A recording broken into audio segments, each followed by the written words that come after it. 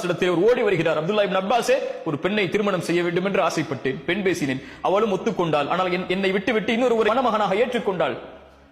என்னால் கோபம் தாங்க முடியவில்லை, அந்த பெண்ணை நான் கொலை செய்து விட்டேன், அதற்குரிய தண்டனையை நிறைவேற்றுங்கள், ஆனால் எனக்கு அல்லாஹ்விடத்திலே மன்னிப்பு உண்டா? அப்துல்லா இப்னு அப்பாஸ் கேட்டார்கள், உன்னுடைய தாய் உயிரோடு இருக்கிறார்களா? அவர் கேட்டார், இல்லை, என் தாய் உயிரோடு இல்லை, மரணித்து விட்டார்கள். அப்படி என்ற அல்லாஹ்விடத்திலே தௌபா செய், அல்லாஹ்விடத்திலே நெருங்குவதற்குரிய காரியங்களை தேடிக்கொள்.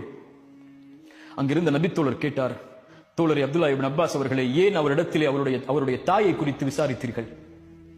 அப்துல்லா இப்னு அப்பாஸ் என்ன சொன்னார் தெரியுமா? என் மரணம் வரை என் உள்ளத்தில் எழுதப்பட வேண்டிய வார்த்தை அது. என் தாயுடைய அழைப்பு என்னுடைய உலகத்திலே இருக்கும் வரை எழுதப்பட வேண்டிய வசனம் அது. இன்னிலா அலமு அமலன், நான் எந்த ஒரு செயலையும் அறியவில்லை அல்லாஹ்விடத்திலே நெருங்குவதற்கு தாய்க்கு பணிவிடை செய்வதை தவிர.